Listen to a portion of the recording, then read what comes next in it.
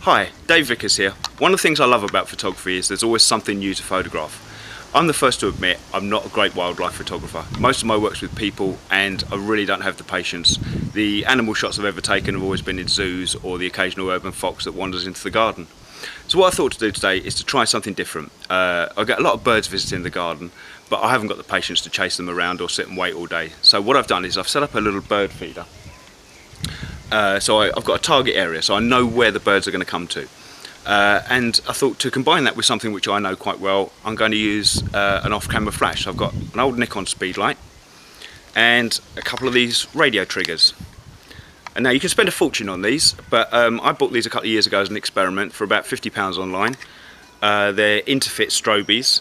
You've got a receiver unit which has got a hot shoe for the flash gun to sit on.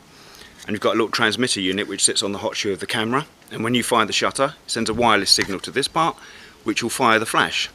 So I'm going to try and combine something I know with something I don't know and see if we end up with anything interesting.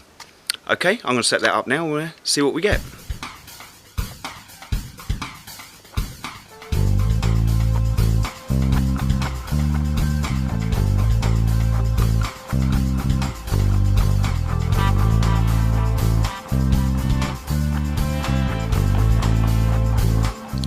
Okay, so that's the flash gun setup. What I want to do now is attach the transmitter unit to the top of the camera. So we get the camera, just slide it onto the hot shoe,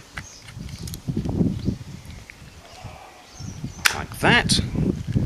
Turn the power on, and I've got a little test button on the top. So if I test fire this now, we should see the flash fire behind me. There we go. So we know that's working. And to make sure that I'm not running out and sort of having to adjust the lighting every time, what I'm going to do is I'm going to expose for the flashlight.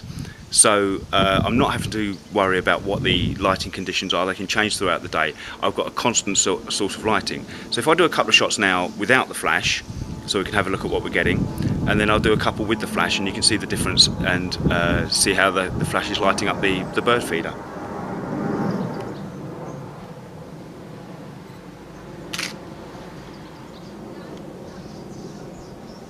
As you can see from the shot with the flash turned off, everything's very dark. We've got a very dark background, which is what I want to go for. I want the flash just to light up the area where the birds are.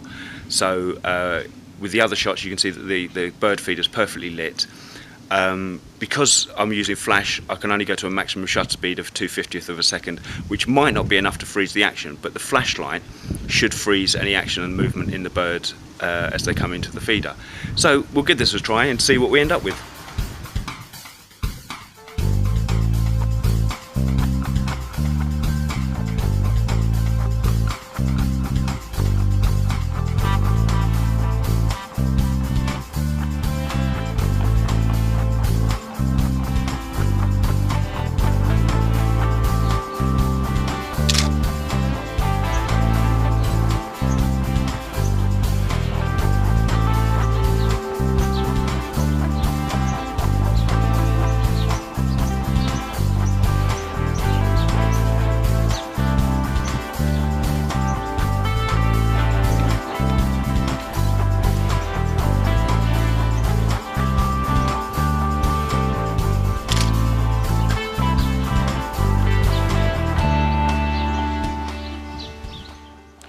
Okay, it's time to review what we've got. I've actually had this up and running now with the bird feeder and the off-camera flash for the last 4 days. It's been a lot harder than I thought it was going to be. Despite there being a lot of birds around, the amount that have actually come to the feeder has been quite minimal.